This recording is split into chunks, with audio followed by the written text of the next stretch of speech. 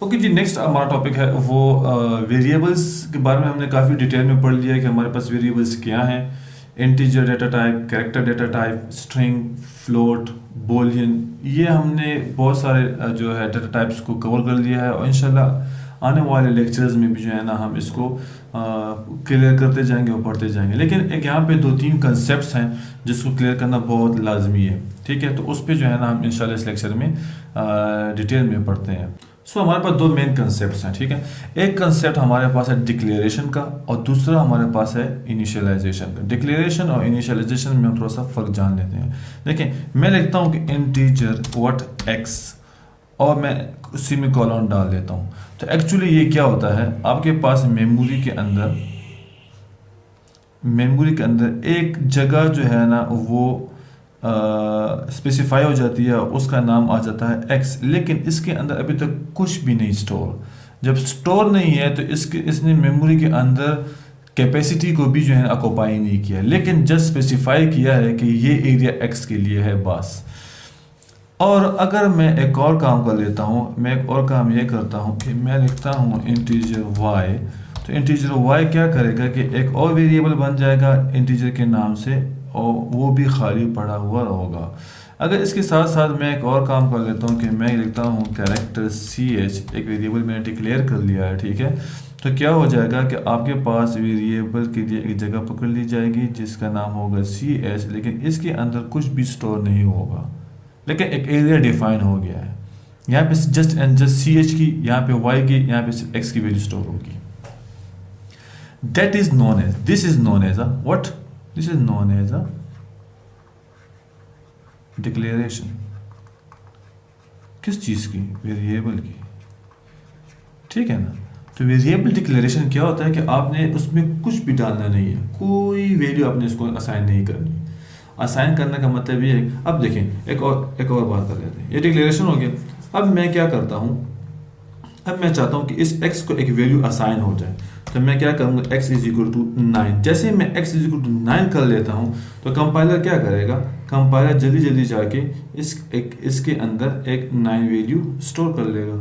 Next मैं क्या करता हूँ कि नेक्स्ट मैं यहाँ पे मैं करता हूँ y इज इक्वल टू 10। जैसे मैंने इसको किया तो मैंने यहाँ पे क्या किया, मैंने यहाँ पे एक 10 वैल्यू असाइन कर ली इस वेरिएबल y को। तो इस y के अंदर क्या हो गया, 10 स्टोर हो गया। क्लियर है। नेक्स्ट थिंग क्या करते हैं कि मैं इस सी एच के अंदर भी एक वैल्यू डाल देता हूँ, ठीक है। और मैं डालता हूँ a, जिसका ASCII कोड स्टोर होगा मेमोरी के अंदर। तो यहाँ पे क्या हो जाएगा, यहाँ पे हमारे पास 65 आ जाएगा। तो देखिए, जब मैं इसको वैल्यू असाइन करता हूँ यहाँ पे, तब जाके आपके पास वेरिएबल स्टोर हो जाएगा, वो वेरिएबल की वैल्यू स्टोर होगी मेमोरी के अंदर। तो this stage is known as a declaration and this stage is known as an assignment operator. ये जो इज इक्वल टू आपको नजर आ रहा है ना, ये इज इक्वल टू एक्चुअली क्या काम कर रहा है, ये इज इक्वल टू एक्चुअली आपका जो राइट हैंड साइड पे जो वैल्यू है, ये वैल्यू इस वैल्यू को असाइन कर लेता है इस लेफ्ट हैंड साइड की वैल्यू के अंदर, ठीक है ना। तो इसका जो है ना ये काम है। तो मतलब ये हो गया, मतलब क्या हुआ कि ये जो आपके पास है, this is called what, declaration. ये डिक्लेरेशन हो गया। This is called what, assignment. Means कि आपने क्या कर लिया है, आपने वैल्यू असाइन कर लिया, this is called declaration. Okay, अब आपका एक और कंसेप्ट जो है ना यहाँ पे आ जाता है कि देखें, क्यों ना हम इन दोनों, ये जो आपको दो स्टेटमेंट्स हैं, एक ये हो गया, एक ये हो गया, एक ये हो गया, क्यों ना हम इनको तीनों को एक ही लाइन में हम कवर अप कर लें। तो जैसे ही हम इसको एक ही लाइन में कवर अप करेंगे तो क्या होगा, कि आप देखें यहाँ पे मैं क्या कर रहा हूँ, मैं इस लाइन को हटा रहा हूँ, ठीक है, और जाके इस लाइन को भी हटा देते हैं और इस लाइन को भी हटा देते हैं।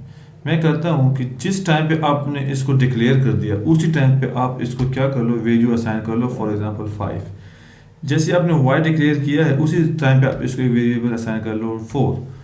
इस पे आप जैसे ch बनाया, इसी तरह जो है ना आपने क्या कर लेना है, इसके एक वैल्यू असाइन कर देना है, सपोज a।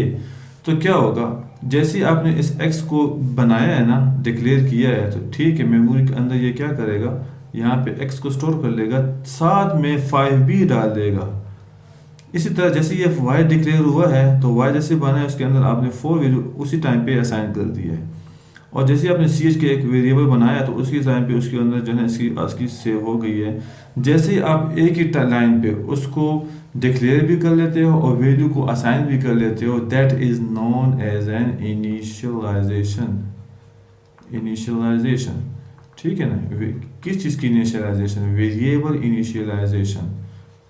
ठीक है, तो ये हमारे पास जो है कोई 3 कंसेप्ट हैं, एक डिक्लेरेशन, दूसरा असाइनमेंट और तीसरा वेरिएबल इनिशियलाइजेशन। तो ये चीज़ें आपको पता होनी चाहिए, क्योंकि हम टर्मिनोलॉजी जब हम डॉक्यूमेंटेशन करते हैं तो हम उसमें ये चीज़ें लिखते हैं ताकि आपको आसान हो। ऐसा ना हो कि एक जगह पे इनिशियलाइजेशन चाहिए, means on the spot variable भी उसके अंदर आपने साइन कर देनी है। ठीक है, और आपने उसको वहाँ पे जस्ट लिखा है डिक्लेयर, तो वो कहेगा आपने डिक्लेयर लिखा है लेकिन उसका मतलब तो इनिशियलाइजेशन है। सो इन टर्मिनोलॉजीज़ को जो है ना उनका कंसेप्ट क्लियर करना बहुत लाजमी है। तो अगर इसके बारे में कोई सवाल हो तो आप नीचे कमेंट्स में पूछ सकते हैं। Thank you.